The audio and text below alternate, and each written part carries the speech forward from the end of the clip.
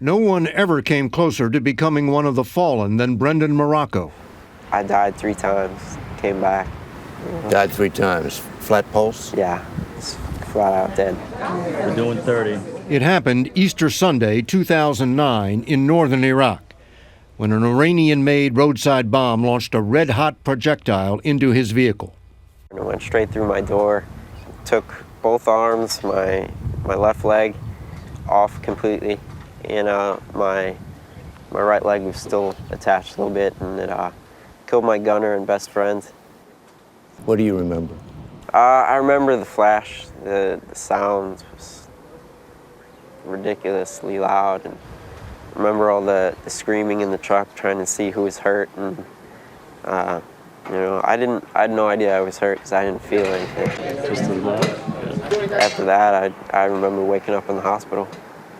He woke up as the only soldier to have survived the loss of all 4 limbs. Now, you got a nasty scar on your neck. Yeah, I severed my carotid artery, so they, that alone should have killed me, but... Why don't you bleed to death? It's a copper dart, which is molten, so it's extremely hot, so as it went by, it completely cauterized my wound, so I was barely bleeding from them. So it's the same weapon that took all your body parts. Saved your life. Completely. Imagine, 22 years old, waking up to find you have no arms or legs. I think I was just more happy to be alive than upset. But I'm trying to figure out if you're the luckiest or the unluckiest guy in the world. A little bit of both, I guess. The physical therapy room at Walter Reed is filled with young men who are a little bit of both. More than 1,000 servicemen and women have lost an arm or a leg over the course of the wars in Iraq and Afghanistan. 20% of them have lost more than one. Brendan was the first to come in here without any limbs, but now there is a second, a Marine from Afghanistan who is not yet ready to appear on television. You can only hope he has the same frame of mind as Brendan. I just want to keep progressing and keep going and keep doing more stuff. I just don't want to live a life that I just sit and do nothing with my life. That means learning to walk again on prosthetic legs. I love walking. I love it. I mean, I'm just not at the point where I could wear them all the time. I wish I was, but... You think you'll get there? Oh, of course, yeah. I mean, no doubt about it, I will. Brendan knows the answer to a question the rest of us will never have to face.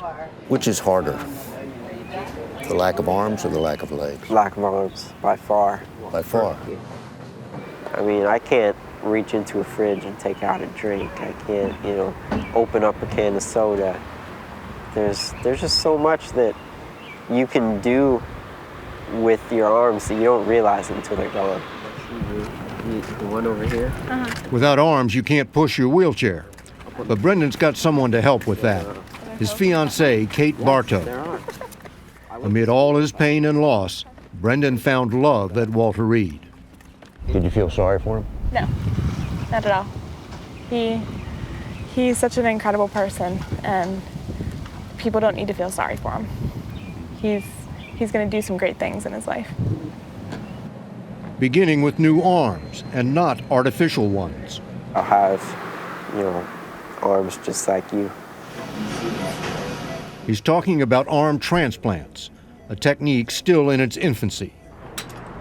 Former Marine Josh Malone, who received a hand transplant, told CBS News' Wyatt Andrews what a difference it made. I can already feel a lot of things. I can feel hot and cold. Brendan is talking about a quantum leap beyond that. Now, which arm are you going to get this? Both arms, actually. So they can do an arm transplant above the elbow? They can, yeah. They've done, I think, 1 or 2 so far where I'm going. That's true, but there are endless complications, including the anti-rejection drugs he would have to take for the rest of his life, which would increase the risk of a fatal infection, none of which discourages Brendan. I'm looking forward to playing some wheelchair basketball once I get my arms. It's a long, long road which at times must seem overwhelming. It would be so easy to be bitter. Yeah, there's a lot of guys that are. But you just don't seem to have that in you. You know, I don't know what it is, but I'm very fortunate. Very fortunate to not have that outlook. When you first see Brendan Marrocco, it's hard to think of him as very fortunate. After you talk with him, you understand exactly what he means.